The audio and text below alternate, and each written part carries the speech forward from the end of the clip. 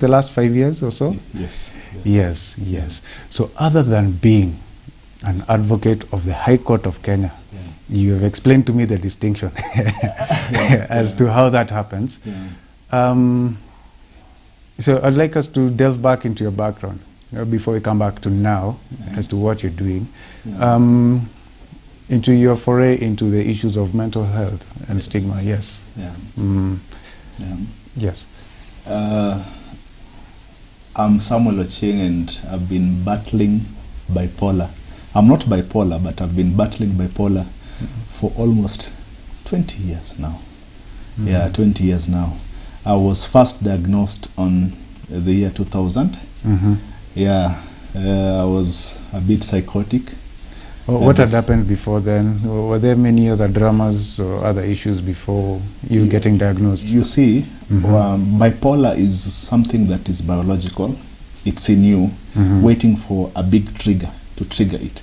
And mostly it occurs when somebody is about 25 years old and above, around that age. But me, it occurred earlier. So the trigger was pressure. You know, as a musician, back then I was a big celebrity. I was called Gospel Dynamite. And I was, since being a celebrity, and I used to work with children. I was a Sunday school teacher, and I used to sing with children too. So this really brought a lot of stress on me. I used to attend even 5 concerts in a day. But were I they sing paying? here, I sing here. Were they paying? You're given an envelope with 500 bob in it. God bless you.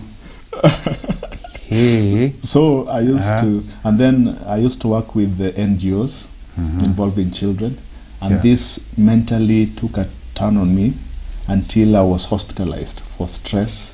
And this stress triggered now the bipolar to manifest. Yes. And now, remember, there are three types of bipolar. There's bipolar 1. You have to be diagnosed by psychosis at one point in your life. Yani wewe ulichizi kidogo. You had a mania, a psychosis. Then so this is psychosis, meaning very angry, verbose, shouting. Not that, delusions. I believed I was an important person in this country. At some point I was a prophet now, and a very religious man in the society. At some point during that time, now I was over-religious, over-zealous for the matters of God.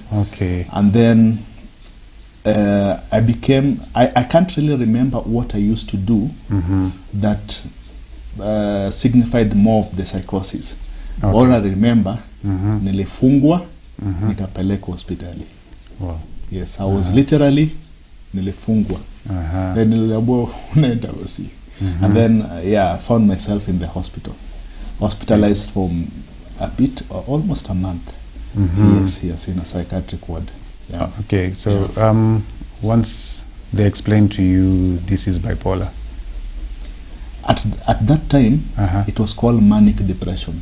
Bipolar, this name came later. So I didn't know, and the doctor, what he only told me was, Sisi, in the medical world it's called manic depression, but in the Christian world it's called demonic attack. That's what he told me. So I didn't understand myself. I didn't understand what was happening to me. Extreme mood swings, extreme shifts in energy. Sometimes I'm very happy. I'm jovial. I have ideas. I can write songs. I can go to concerts. I can minister to people. Sometimes I'm depressed. I'm thinking about suicide. Low energy. I sleep a lot. I isolate myself from people. Total shutdown of myself, depression kabisa. So I didn't understand myself. So the swings yours took how long in between you being very low and you being very energetic on this other side? Sometimes it took 2 weeks to a month. Between 2 weeks to a month. Extreme happiness, joy, delusions, and it's called highs. You are on your highs. And I used to love being on my highs because the happiness, the joy and the ideas, Although it now goes, when it's left unchecked, now you move to the mania now where it's psychotic. Where you need to be hospitalized. Okay. Yes. What are the dangers of letting a person suffering from bipolar when he's at a manic stage or when he's very depressed? What are the dangers of letting them go at that particular point, not taking care of them? The dangers, when you're depressed, you can lose that person, because now depression, when it's at its peak, now you can become suicidal, and now we can lose you, and then you can even engage in activities that enhance your chances of dying. For example, you can engage in too much drinking of alcohol to vent. You can now engage into risky sexual behaviors that can cause you, illnesses, sexually transmitted diseases, because now you're not in control of yourself. You remember when you're even on your high, your sexual energy is high, everything is just on the high. And then, you make decisions that affect your life. For example, I remember there was a day at work, I just decided I'm quitting, and I sent my employer termination notice. Okay. So it makes you make decisions in life that can really affect you in life. If left unchecked. Okay. So taking you back to after you're diagnosed, what happened afterwards? I took a lot of medication that sometimes hindered even how I could walk. It's like steroids, and by then, in your journey after being diagnosed, you go through self-discovery and getting used to the medication. When I was first diagnosed, this medication, they had a lot of side effects. First of all, my weight gain shot up, and they're working like steroids, and you are hospitalized. You just sleep, kabisa. They're meant to induce sleep and make you relax. And it took a lot of time. Okay, so how much time did you check out from what I would say active life, so that you could get a balance as to this is a new me? It has taken me the journey has taken me 20 years. It's now when I'm in control of myself. So I'll say 20 years. That journey with bipolar. Right now I'm in control of my feelings. I'm in control of, depression is consistent thoughts you hold and consistent beliefs you hold about yourself. It now affects the bipolar in you. The consistent thoughts and the consistent beliefs. So along this journey, I've been able to challenge thoughts that are deceptive in me, that are not true. Sometimes even you hear voices that you are ugly, you have not accomplished anything, you are going to hell, you are a sinner, and so all these thoughts, when you are on your high, the thoughts are racing. You have racing thoughts. And thoughts it's just a battle against thoughts and beliefs. Towards this journey of 20 years, I've been able to manage my thoughts and beliefs. Okay, so what has been your support system? Support system, I have a very loving mother. And apart from her prayers, she's always concerned. And I think it has reached a point, she knows when I'm unwell. Asema, let's take him to the hospital. And also my big brother, we only two in our family. My big brother is also an advocate of the High Court. He has 20 years experience. And now my big brother, my mother, and I have some relatives, my cousins, who have been with me throughout this journey. Like one is called Felix, another one Novi. They keep me on check. And then I can't forget my psychiatrist, who is always on call whenever. There was a time I was in town at 12 p.m. I can't forget. And I just called my doctor. I told him, I'm in town. What do I do? He told me, go back to the house. He told me, so. Yeah, so he told me, go back to the house. Okay. At that time, I was psychosis now. I was told, I had this feeling I've been sent by God to deliver all the prostitutes in Nairobi. So I used to spend time preaching to them. Interestingly, most of them got saved and quit coming to the streets. Wow. Yeah, I used to be a frequent visitor at a club called F2 at the along Koinange Street, and I take time to talk to them and preach to them. And now you see you can't sleep because of you're now in the manic phase. Yeah, it increases psychosis, and interestingly, some of them came out of the streets. Wow. Yeah. Wow. Wow. Yeah. So basically, saying this can also be used or viewed as a gift, one or the other. It is a gift if it is checked. Because people suffering from bipolar and depression, they have certain gifts and talents that take toils of their mind, that makes them become very energetic, and they have solutions, they have ideas, and the thoughts are racing in your mind. So if this disease can be controlled, if this mental illness can be controlled, people suffering from depression and bipolar can achieve a lot in life. Wow. You can see I'm an advocate of the High Court of Kenya, and I was suffering from bipolar. The books that I used to read in university, the books like 2,000 pages, and I used to read those books, and I can reason out, answering exams. I passed. I went to Kenya School of Law. You know, passing Kenya School of Law is some people try even 12 times and they still fail. And I passed. And you see, university, no, I failed in 2 papers. in degree, it's an easy thing to have a law degree. The challenge is the Kenya School of Law. Yeah, and I passed through that. So you see, and I'm battling bipolar, and I passed it. Yeah. So if it is managed, people can achieve a lot. You can see my music videos. I used to be a musician. I used to work with children, very creative ideas. Yeah. So starting off in your educative career, you had started off an economics degree. Yes. What happened? I studied.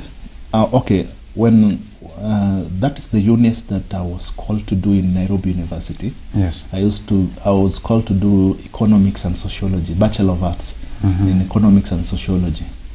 Now you see, I was diagnosed in 2000, and I started university in 2002.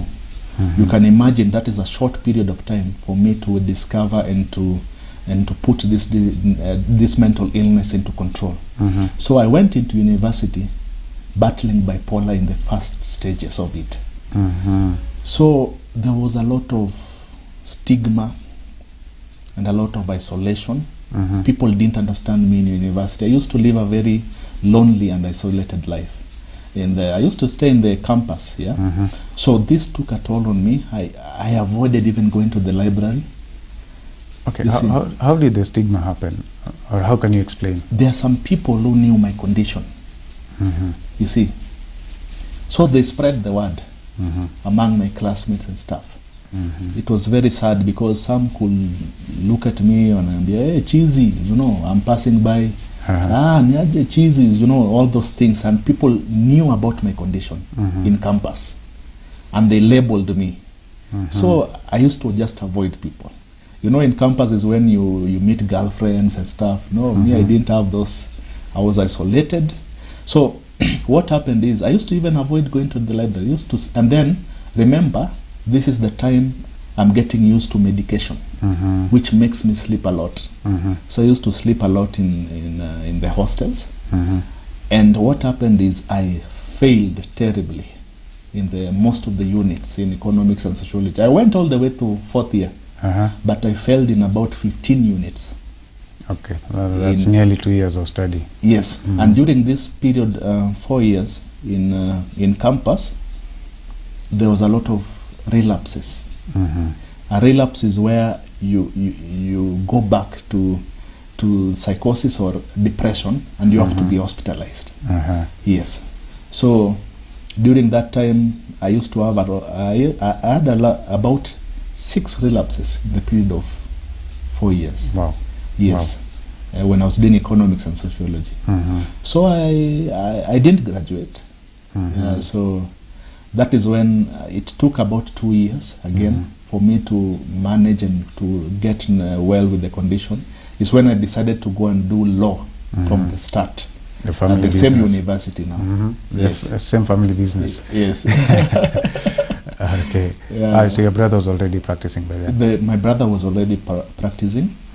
And I just told him, now what do we do? Me, I admire you as a lawyer. And I have a feeling I can manage. He told me, one thing he asked me was, can you reason? Because in law, you have to reason. And he was a bit skeptical because of my condition. But I assured him, it's my passion. I can do it. And he gave me the opportunity, paid my fees.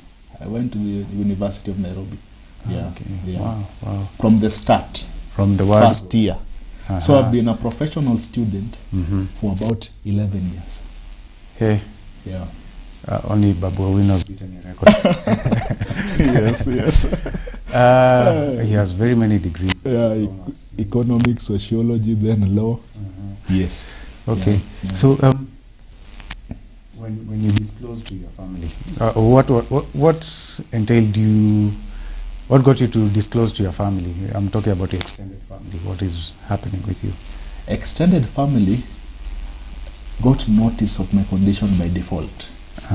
By them seeing how I behave. I didn't tell them. They just got wind of it. And some close associations, my aunties and stuff, I used to visit them. You know, when you're on the mania, you become extra social. You become very social. Yes. I visit my aunties even sometimes late in the night to go and chat with them. Then they say there's a problem. So that's how they got wind of it. I didn't announce it to them. They visited me in the hospital. Yes. They were told, so they had to come and visit me in the hospital, my relatives and friends. Yes. Yeah. By that time, of self-isolation and stigma and shame, I didn't want people to know at the initial stages. Okay. Of my condition. So how did they react initially, and maybe how has it changed? Some relatives were very mean to me. When they discovered, and whenever there's a disagreement, you remember my uncle calling me mad, this mad person, and they labeled me, most of my friends, as mad and crazy. And these words they used against me whenever there's a confrontation. Or just jokingly, they used those terms: mad, crazy, what. So I avoided. To me, my only relative was my mother and my brother, and maybe one or two cousins. The rest I avoided completely because of the way they talked to me, the way they didn't understand my illness. Yeah, and then interestingly, there's a relative who avoided me, thinking I'm demonic. I have demons. So they didn't want me to associate with their family. Maybe I could pass the demons to their children. Yeah. Where did she get that information, or he? It is ignorance. Yeah, a lot of stigma is perpetuated by ignorance.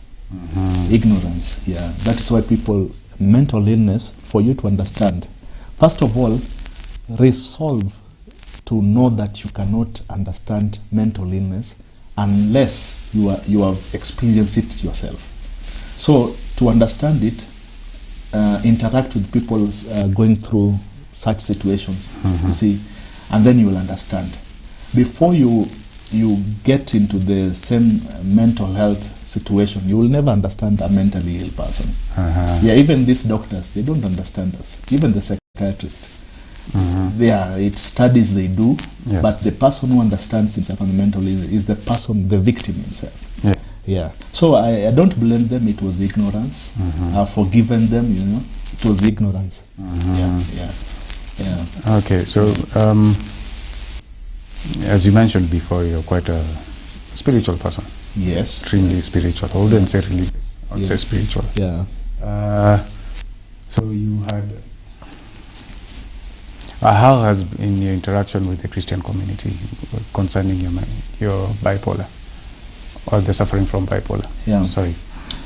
Christian community and mental health issues. It has been very unfair journey to me, because most pastors, most religious leaders, and church people, going people, view me as being demon possessed.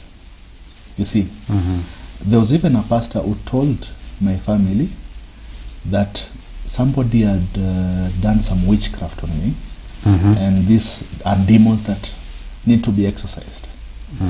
He prayed, but I was still suffering. I was still battling bipolar. He drove out the demons, but I still continue with the condition. And I remember another incident where I was really anointed oil. It was a lot of oil. And what do you mean by a lot of oil? So they pour it to you and anoint you and to drive away demons. Okay. After that, they go away. Bipolar is still there. There was a day, also I remember, they came to our house. You see, those people who think now, the Christian people. They prayed for almost 2 hours, driving away demons. And you know, that time I was psychotic. I didn't understand what they were doing. And they left without me being well. So this begs the question now, is it demon or is it just an illness? And science has disproved this myth of demonic possession and mental health by providing medication that brings wellness to a person. So if you say that mental health is demon possession, then why is medication curing it? Do you want to tell me medication drives out demons, or what can we say? Okay. Yeah, so there's a lot of misunderstanding about mental health in the Christian community. Yes. So, so if I hear you correctly, you're basically saying that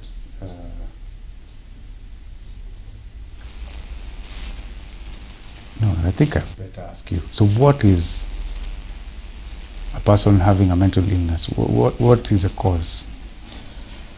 There are many. For bipolar,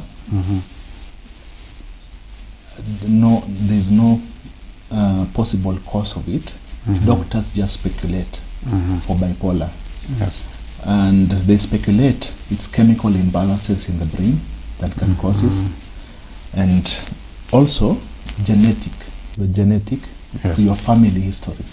They tell you if one of your family members has ever suffered from mental illness, you are it's a risk factor.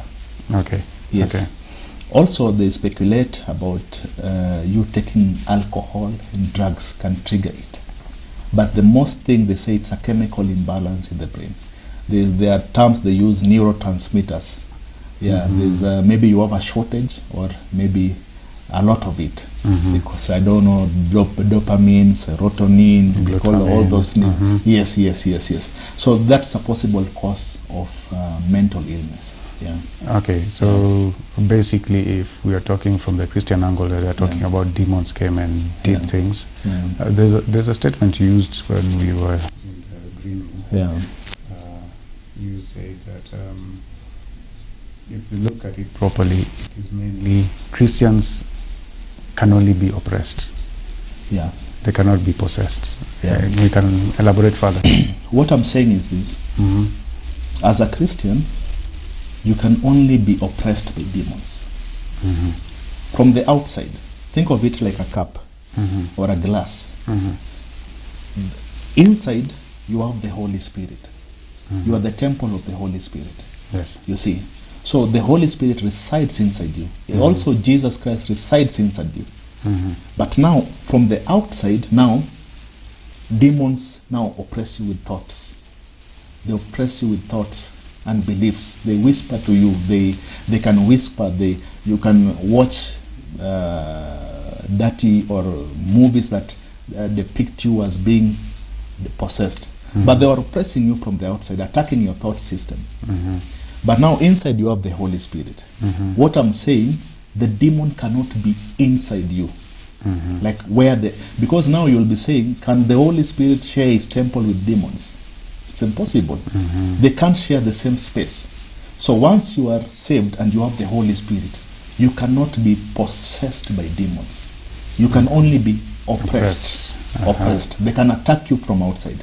That is why misconceptions happen in church where there are deliverance services for Christians. But now they should know that they are delivering them from oppression. Not possession. Wow. Yeah. Wow. Wow. Yeah. Oh, so moving on forward, we had just covered the family, and in your professional life. Yes. How has the journey been?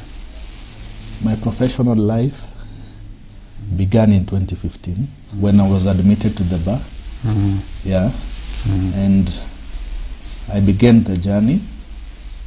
What I like about bipolar, the positive sides of it, you can stay awake for the whole night just studying or researching. It gives you that when you're on the mania, you can really now you have time and you have energy.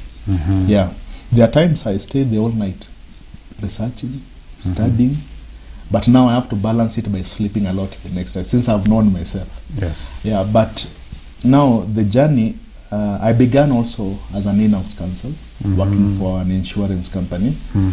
But my law firm, Samuel Ochieng and Company Advocates, I just opened it about a year ago. Okay. So professionally, among my colleagues, they have told me I didn't disclose this illness of mine until maybe 2 years ago, 3 years ago. Many people didn't know I'm suffering from bipolar. But after disclosing, now a stigma came in now. Prejudices, stereotypes, I got used to, whenever I argue with a colleague or a fellow lawyer, they tell you, because of your mental health, I will engage you no further. And that is in social media, you see. They tell you that. As a means of insult, or as a means of, I've defeated him in his argument. Now as a means of now trying to put you down. Yes. Now they tell you like that. And it has been a lot of them. Yeah. Because of your, I've even memorized the phrase. Because of your mental health, I will engage you no further. And some call me bipolar instead of saying a person with bipolar. They say this bipolar man. So I've been labeled. You've been labeled the disease. I have been labeled the disease, imagine. And I'm battling it. One thing I tell people is that we're already suffering, battling the disease. We shouldn't battle stigma again. Let us have the energy to battle this condition, not using our energy to battle peripheral matters like stigma. You see, encourage us to battle the condition. Now we have to battle stigma. We have to battle the condition. We have to take medication. Yani, when you are having a mental illness, there's a lot of things you battle, which is unfair. Yeah. Wow. Yeah. So do you think you may have missed out on several job opportunities, maybe because of? Yes, I can tell you. Your disclosure. I believe I've missed like 3 job opportunities because of my condition. That one I believe so. The people who were interviewing me knew about me somehow. Yes, and I was very competent at that time. I answered all their questions. I did what, but I believe I was denied work opportunities because of my condition. Yes. Okay. Yeah. So on the part of management of mental illnesses, if I get you to comment about what is happening in Kenya. So how's the journey been for you ever since campus? Since 2000? After law school. Managing it. Yes. Managing it has been very easy. First, because I've been able to control my thoughts. You know, depression is about hopelessness. Hopelessness is a number one symptom or cause of it. Number two, guilt, condemnation, and despair is the deepest root. All depression, just check, it stems from somebody who is condemning himself. Self-condemnation, guilt. Yeah. Other things are sedentary lifestyle, exercise, lack of exercise. You know, I've known, and I've come to understand that exercise is very, very important to manage the condition. Exercise is like it's like a natural medicine for it. Yeah. So there are times I don't go to the gym because of low energy when I'm depressed. When you know, bipolar is about the highs and the lows. Yes. When you're on the lows, depression, there's low energy. So those are the times I don't go to the gym or I don't. But me and Jim, we are very good friends, and I jog a lot, not quite a lot, but enough. Yes. Yeah, to keep me going. And I've been able to manage my thoughts throughout this journey. You know, thoughts like guilt and condemnation. Christians do not understand what really Jesus did at the cross. And if people can understand the gospel, you know, the gospel is good news. Yes. It is good news. And the good news is that you are forgiven. That is the gospel. Because, and then, so now, if you don't understand what Jesus did at the cross, you know, people take it casually. Oh, alikufa msalabani. They don't understand why he had to do it. Why he had to do it. And how God coming, becoming a man and dying for the sins of the cross. Then he has died for your sins. Then you condemn yourself for your sins. For the same sins. For the same sins. In law, there's something called double jeopardy. Law against double jeopardy. You cannot be condemned for the same sin or criminal act twice. You cannot. So this also applies in the spiritual world. God cannot condemn his son for the sins you have done and then still condemn you. And still condemn you twice. It cannot ever happen. So Jesus took all our... And then I have come to understand that Jesus understands me more than I understand myself. In Hebrews 4:15 it says, for we have a high priest who sympathizes with our weaknesses. He was tempted in all things, but he did not sin. Let us therefore come boldly to the throne of grace. Yes. So I understand that God understands me better than myself. And then self-hatred can only be dealt with by the love of God. I've come to believe like Paul, that I'm persuaded that nothing can separate me from the love of God. You know what the devil does? He makes you to do something bad. Then he brings condemnation. So he makes you to do something bad, then condemns you for the same act. So you continue whipping yourself over the same issue. Yeah. And when you are depressed or when you have bipolar, yes, you ruminate these thoughts consistently in your head. That I did something bad, God does not love me, I'm out of the grace of God. And it's a persistent bomb. The devil does not make you rest. Yeah, it is persistent. You wake up in the morning, the first thing you meet, condemnation. At noontime, condemnation. It is persistent. Yeah, depression means persistent thoughts that boggle your head.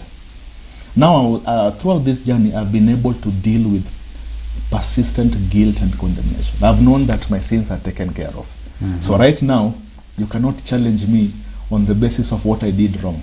I know that one was taken care of.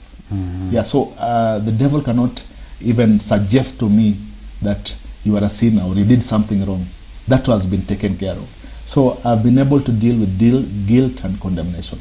Hopelessness, my journey in a career has given me a lot of hope. You know, there's hope in advancing my career. I went to a good university. There's hope.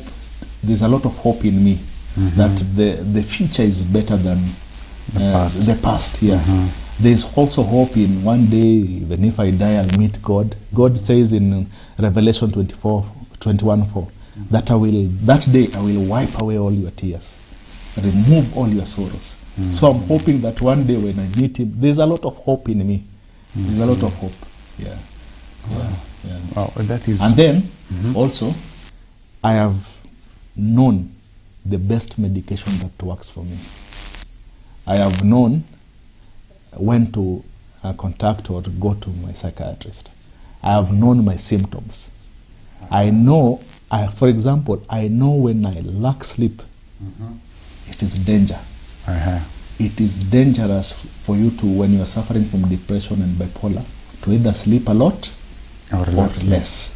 So whenever I sleep less or a lot, there's danger. I have to maybe seek help of. I have known my symptoms. I've learned to know them every when you're on your mania, you are extremely irritable. Yes. Yeah, you wanna kasirika haraka sana and things. That's the time you get into many arguments. Yeah. You are irritable, and so I've known how to manage it. I've known when I'm sad or irritable, it's a danger sign. So I've known the danger signs, symptoms. I've known the best medication that works for me. Yeah. So you will be surprised. I've not seen my psychiatrist for almost 3 years. Congratulations. Managing the condition by myself. But it's a bad thing. You have to see your psychiatrist because there are new drugs, new medication. Yeah, but I haven't seen him for a while. You know, also it's expensive to see a psychiatrist. That's what I was getting to. How much is the average cost of seeing a psychiatrist in Kenya? A private? A good one. A good one. 5,000 per visit. Per visit. Yes. And so that 5,000 shillings. And medication? Medication, for me, I take olanzapine. It takes it's about 15 bob in the market per tablet. I shifted from it from a drug called Jtv, which is about 60 or 50 per tablet. And you have to take a combination of medication, to alleviate your pain and to stabilize your mood. So there are mood stabilizers. You have to take antipsychotic drugs. And it's expensive. You can spend around 3,000 per month on just medication. And that's just maintenance medication? Yeah, maintenance. Maintenance. So basically, maintenance medication is the one that just keeps you functioning. Yeah, functioning. Yeah. Remember, bipolar has no cure. It is a lifelong disease. It has no cure. Yeah, it's a lifelong disease. Okay. And that is why I'm saying, whenever somebody comes to church, is on a wheelchair, or he has cancer, or maybe he has malaria, you will hear the leader saying, or somebody, or you being told, go to the hospital, do your chemotherapy, you will be fine.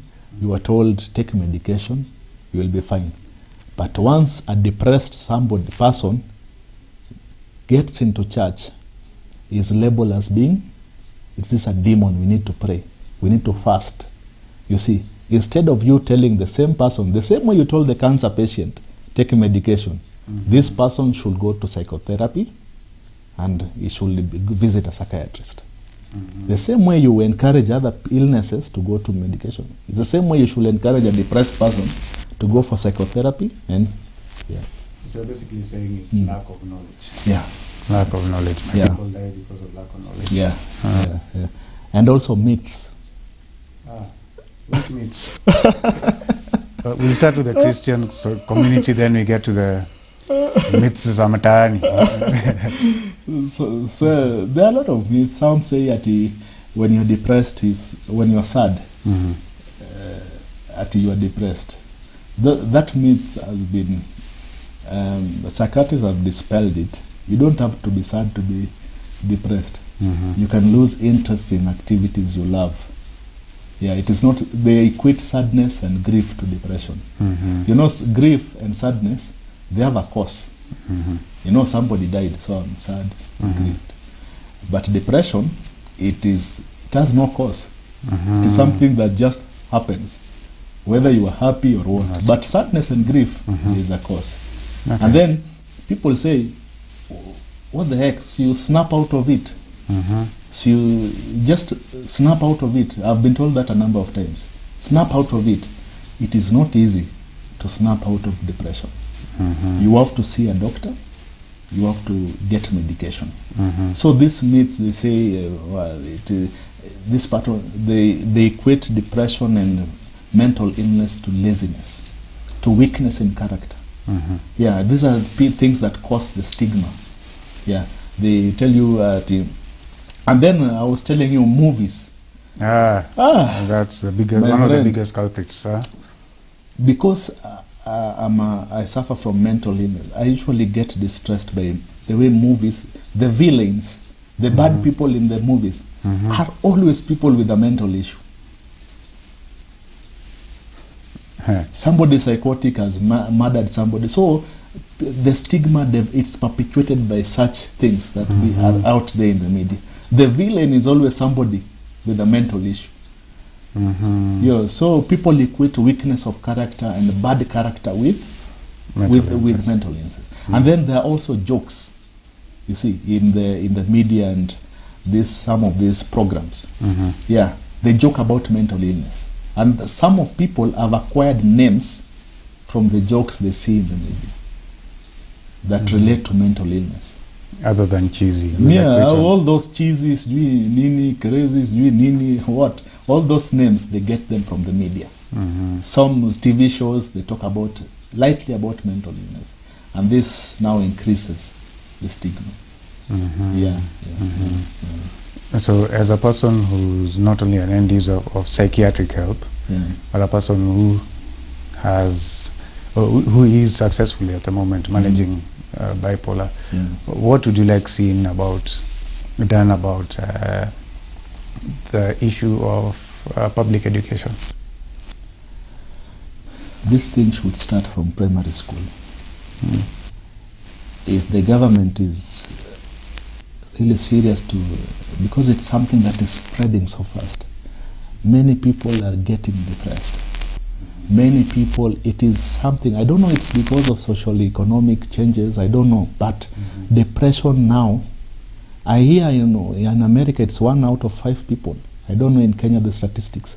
So it is something that is affecting a lot of people. Even during COVID, people have really suffered, and people have really triggered the depression in them because of socio-economic impact brought about by COVID-19. Many people have slumped into depression. So a lot of awareness need to be done about it. Public, awareness, a lot of support. There's shortage of support for people who are on the ground doing stuff about to manage the condition. And then these things will even be introduced from primary school. People know about it as a course or something. In the university it becomes a common course, so that people, like I was in campus when I was doing economics and sociology, even in law. You did HIV was a common course. Yes. Gender was a common course. Yeah, it's a common course. This depression thing should be a common course, because the impact of it is tremendous. So there should be a common course on it. Dealing with mental wellness. And then there should also be subsidies in terms of the same way they give free medication for people suffering from HIV and cancer. Why not give free medication to people who are depressed? So, okay, what's the rationale behind you saying so? It's because, first of all, it is very expensive to manage it. And people also, it impacts negatively on the economy of the country, because these are people who should be helping manage or increase the whatever. Now they are affected by depression. So these are people who can help. Most people who are depressed and are suffering from bipolar are people who are very intelligent in the nation. There are people who make policies. There are people who make very big decisions. Because of stigma, you can't know them. But most people top there, they suffer from this condition. And therefore, since they help the country, I think as an honor, give them free medication, and also because of stigma, people avoid going for treatment. Okay, explain. I'll be like, I'll be like, no, me, I don't want to be seen in a psychiatric hospital. What if people see me? So, for example, but if the medication is free in a chemist, maybe it can help. People now are afraid of visiting psychiatrists hospital because of the what if people know. Do you know how many people visit the psychiatrist in secret because of stigma? Very many. Yeah, very many. Yeah, yeah. Me, there was a point I wanted my doctor to see me at home when the illness was like at the beginning stages. I wanted my psychiatrist to see me at home, but I was told it's impossible. You have to go to a hospital because of the stigma. I didn't want people to know. You know, that time I was a celebrity. I was singing. Yeah. So, in Kenya, I think as of last year, the psychiatrists seem to be around in the 70s, about 70-something psychiatrists in the population. Yes. So, what do you think the public health system can bear the brunt of what we need in the country? Yeah, we need a lot of psychiatrists. The number in relation to 40 million plus, and that is why it's expensive to see a psychiatrist. But once they are out there and there are many and they are easily accessible, I think the rates will go down. It will. There are some hospitals. I remember I paid 200 for consultation, you know, for other illnesses like malaria and stuff. But to see a psychiatrist, my friend, at a minimum maybe 3,000. Me, I pay 5,000. But it's because of shortage of psychiatrists in the country. Yeah, it's because of shortage. Yeah. So you find the one who's charging 3,000 has got very many patients. Yes. So if you want time with your doctor, you have to pay a higher premium. Yes. Yeah.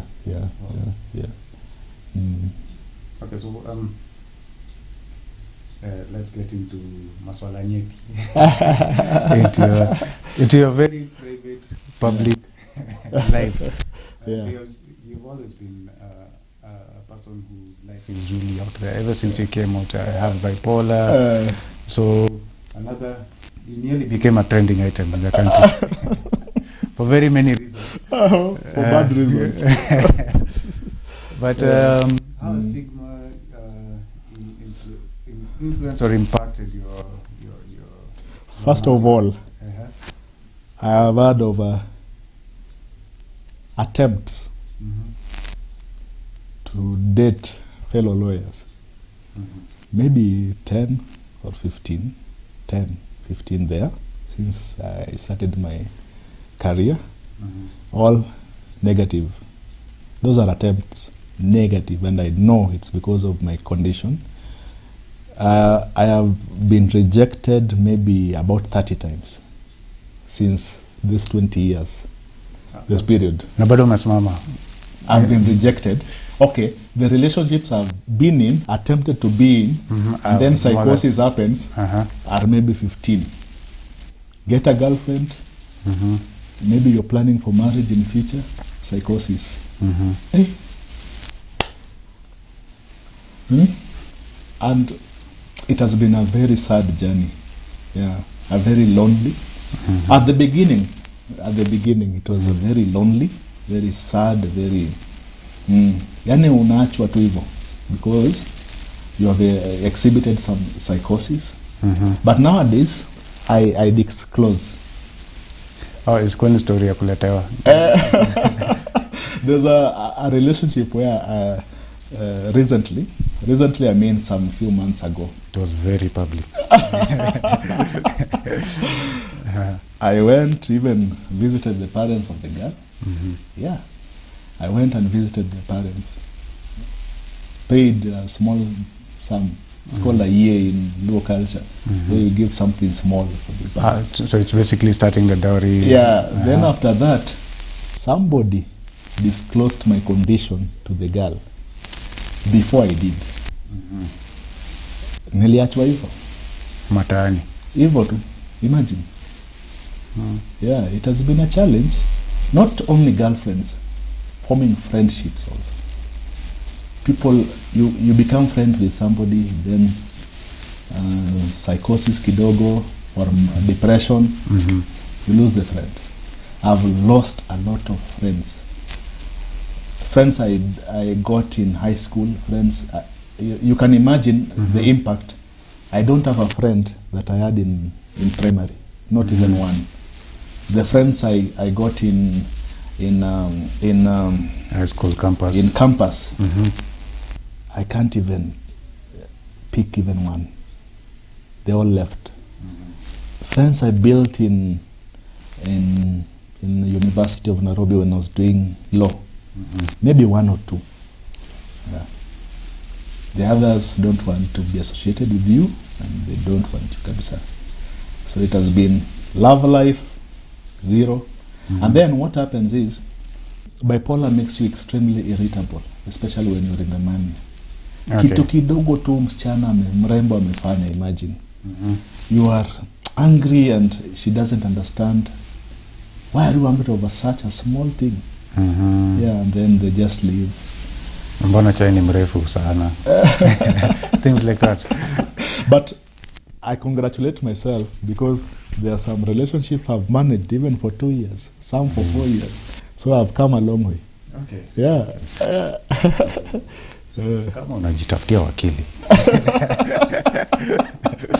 Anyway. So as you've not only been an advocate for the High Court, you've also been an advocate of issues to do with matters of mental health, yes, but mainly alone. Yes. What else would you wish to happen in the future? What I would wish is to get in touch. I've been looking for organizations that I can volunteer. You know, talk to people. There's this place where I used to go, and I was amazed at the impact I had on the patients at Chiromoleng. I used to volunteer on Sundays. I go talk to them, share.